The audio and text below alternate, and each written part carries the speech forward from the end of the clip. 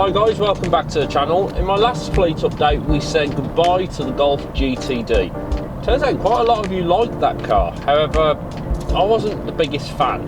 It was very well built, packed with kit and had fantastic driver dynamics, but had two big problems.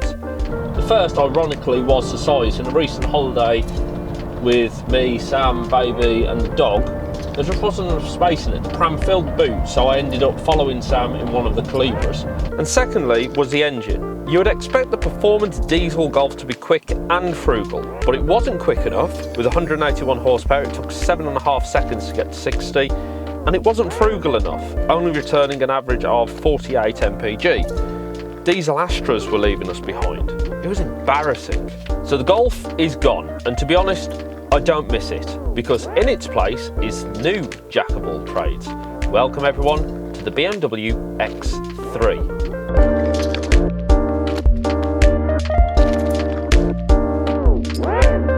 And this isn't some boggo basic 2-litre affair. Oh no, this is a BMW X3 M Sport X-Drive 30D. That means it's got BMW's fantastic straight-six turbo diesel N57 engine with 255 horsepower and 413 pound-foot of torque.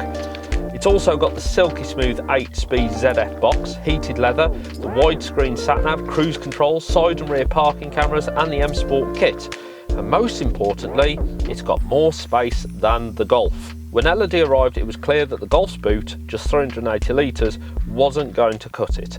The X3's boot is a Colossal 550 litres, and to make sure we didn't make the same mistake again, we took the pram around the car supermarket and physically put it in every car on our list. It's something I'm really glad we did, and if you're buying a car purely on space requirements, I would recommend you do it as well.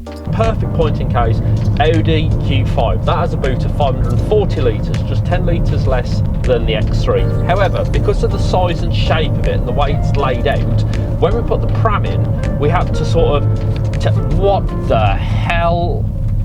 No way. My God.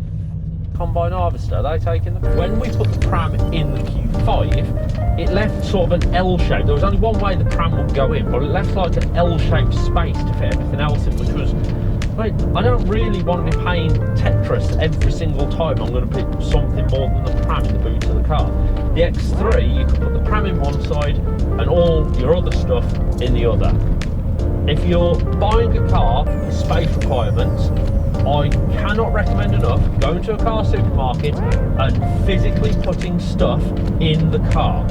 You'd be amazed at the difference.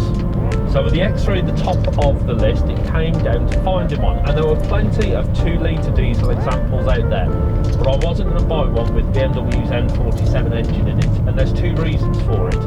The M47 2-litre unit has got the exact same power as the Golf GTD, but of course it's going in a much bigger, heavier car.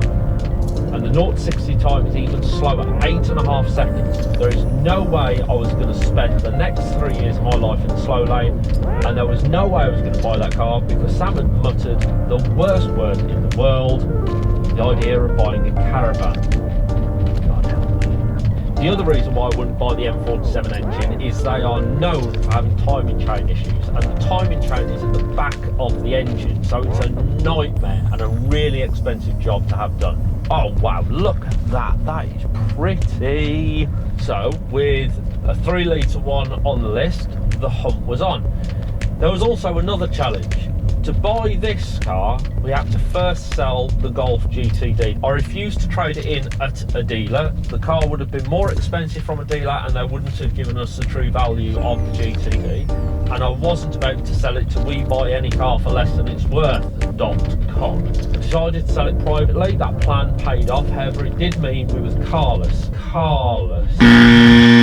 for a while, and it also meant I had to go against one of my principles. I had to buy this sight unseen at, distance fight. We all know how that ended up last time. That's not looking so good. They put his brake lines in, but they're all over the place, and they're all just going to need to be thrown out. These fuel pipes need sorted out. I don't know what's going on with these brake pipes here. These fuel pipes rubbing on the ad roll bar. What's a leak from the radiator? Ocean pipes. Need some of them. Someone's done something by I don't know how legitimate that is, so we'll have to have a look at that. I spotted this example on Auto Trader. Scrutinise the photos, quiz the dealer, check the dealer's Google reviews, check the MOT history, and I had a good gut feel. And there was 4 photos that gave me that good feel. The tyres.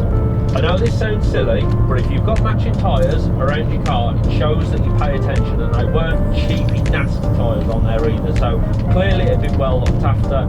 It looked brilliant, and I had a good gut feel about it. So 3 days after we sold the Golf, Ross from Prestige Cars agent delivered this personally to our house. And I have to say, I am delighted with it. 255 horsepower and 413 pound-foot of torque. You put your foot down and it just goes. It's brilliant. And so we start our journey with the latest arrival to the fleet. The big question I've got for this car is, can it do what the Golf failed to do? Can it satisfy both me and Sam? Can it be practical enough for it to haul us all around? Can it be powerful enough to haul a caravan?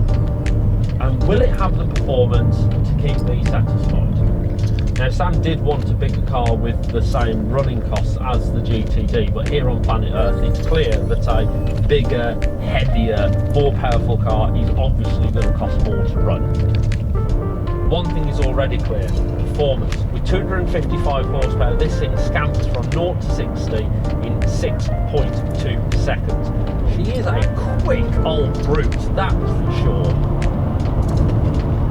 What a good car this is. I like this car. I like this car a lot. Here's a question for you: should you name your cars? I think you should. I think it's bad luck not to name it, because if it goes wrong, what do you say? How do you encourage it to want to work again? I know it's an inanimate object, but still, how do you encourage it to, start in the morning or so forth? I think it's bad luck not to name your car. And at the moment, we're struggling to think of a name for this one. I'm calling it the BFG. Sam's not so keen. Let me know in the comments below. Thanks so much for watching this video, guys. I do hope you've enjoyed it. If you have, underneath this video, you'll find a thumbs up. Hit that right next to it, the subscribe button. Hit that and you'll get a new video from me every week. Coming up next. So, there's been a bit of an argument. It turns out that this was a very good choice of car, and my wife really likes it.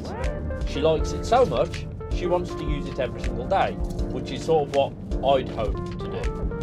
So, I'm sick to death of arguing with her for the keys, and I cannot stand the mess inside this car. I can't do it as far as I'm concerned. The inside of a car should be clean and tidy, and there shouldn't be receipts for Hermes and the post office and half-drank bottles of water and used tissues left around the interior. Ugh. Can't stand either of those things. So join me next week when I'll be buying yet another car. Yay! The Tim YouTube channel, sponsored by Tim's Wallet.